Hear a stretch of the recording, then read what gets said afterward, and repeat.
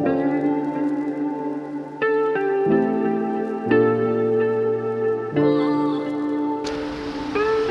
here this morning with RSL President Glenn Woodward, and we're discussing some of the organisations that have been put in place for ANZAC Day. Our event staff have worked with the RSL to make sure that we're able to put on a COVID compliant ANZAC Day. We've got a lot of space down here in Victoria Square at the memorial for our dawn service and our main service. So the dawn service get down here at 5:45. Starts at 5:45, yes. And for the main service, the parade will kick off at 9 o'clock. They step off at 9. Form up at 8:45 at the old tennis courts, and then step off at 9 o'clock. They should be down here around a little after 9:10, and the main service starts here about 9 o'clock. At 9:15, sorry. And no restrictions on people we watching the march or coming down here? We'll just, everybody knows the COVID that's been going on. We just have to be very, aware of what's required. We ask people, we will have people seated, of course. We've got a lot of the aged care facilities that come every year, so we'll need to get those seated. But we've got all marked up, and we've got the help of the cadets again this year as marshals with other members of the committee. So yeah, it'll be okay. I think we.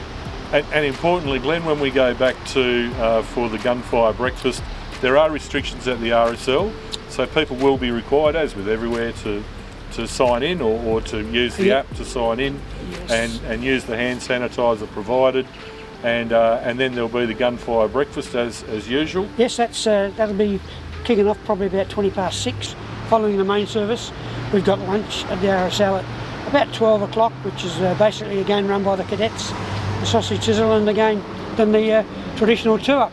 Bit of two-up, we'll chuck the coins up, chuck be the good coins fun. Up. Yeah, we traditionally shake a bucket and we raise a few coins there for the Legacy Kids Camp, which is held in January, for kids who've either lost their parents or whose parents are deployed at the time.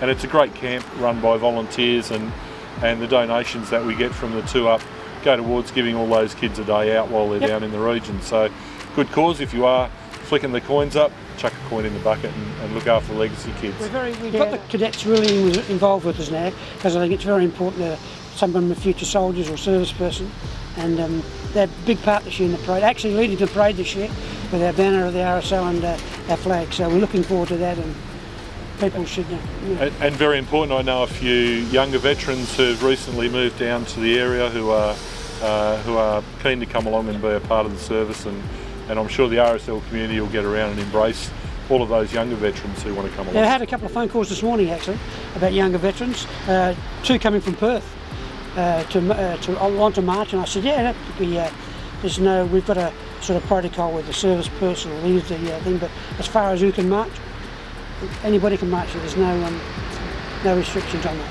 And the service in Dunsborough is not run by the RSL, but there's a group down there who are running the event through Dunsborough Progress Association, and they'll be forming up at Lions Park to mark down to the foreshore for that service, kicking off about 10:30. Details of all those services on the city's websites.